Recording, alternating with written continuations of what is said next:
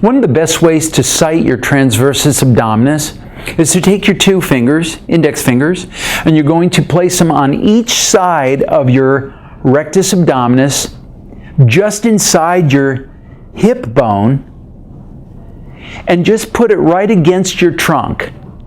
Now, one of the first things I'd like you to do is to draw your pelvic floor up very gently. As you draw your pelvic floor up gently, which is called a Kegel, a common pelvic floor exercise, you might feel a tightening under your fingertips.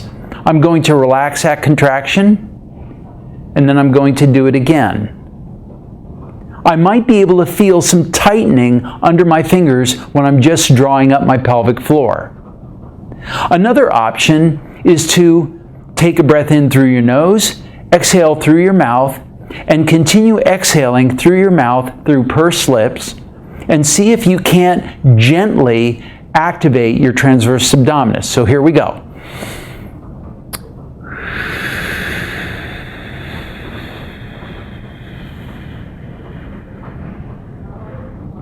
And underneath my fingers, I should feel tissue or muscle that begins to tighten down.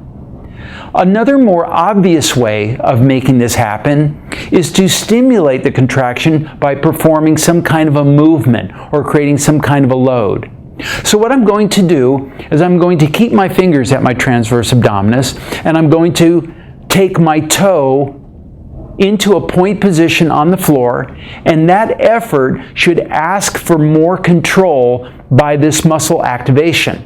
Once again, I'm going to palpate my transverse abdominis, and I'm going to create some kind of a load or motion that will stimulate the contraction.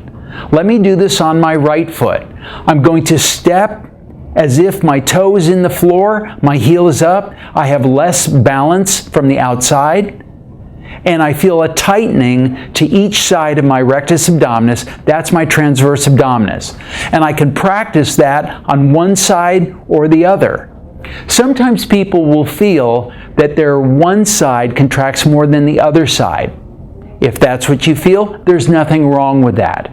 We know that the transversus abdominis activates directly. So what you're experiencing is a lot of other muscle activity that feels more loud or more apparent because you're putting more demand on those muscles to create that movement. So once again, we have three methods of activating the transverse abdominis. We can use our fingers to feel when and where that muscle is contracting, and we can do a drawing up of the pelvic floor. We can exhale,